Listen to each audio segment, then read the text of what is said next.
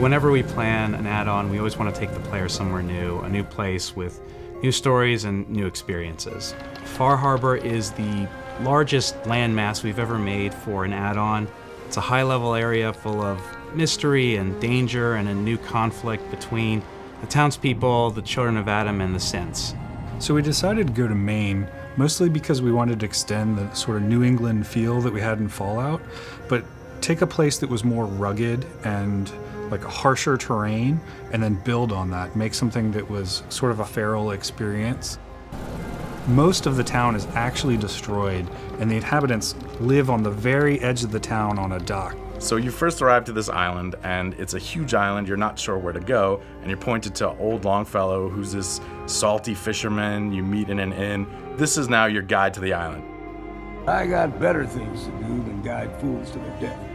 When we looked at making the people who live in Far Harbor, we thought about how would people survive in this horrible irradiated mist. And we knew before all this would have happened, they would have been fishermen. They survived up here on their own and could take care of themselves. So that's sort of reflected in their clothing and then the armor that they wear.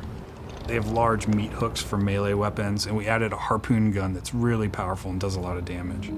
We added a new lever-action hunting rifle. It's very powerful and has a really cool rate of fire.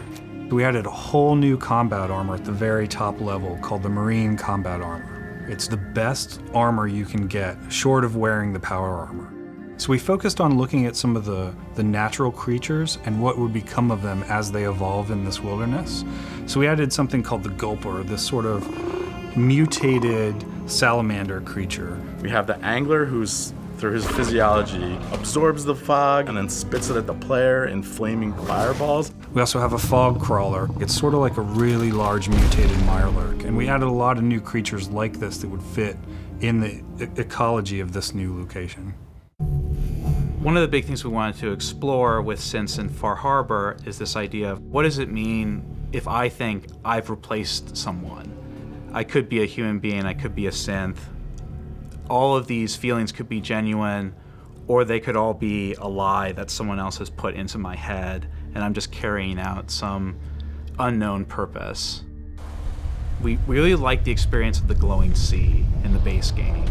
Huge irradiated landscape, high-level area. You find the Children of Atom there as well. And we wanted to go into the question of who are they really? What brings someone into a cult with a belief that the atomic bomb is somehow a great thing?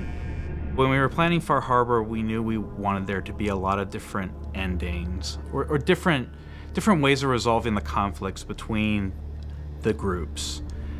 And that each group would have a conflict, not only a conflict that encompasses the whole island, but different conflicts within the groups themselves. We hope you enjoy Far Harbor, and we can't wait to see what you discover and what choices you'll make.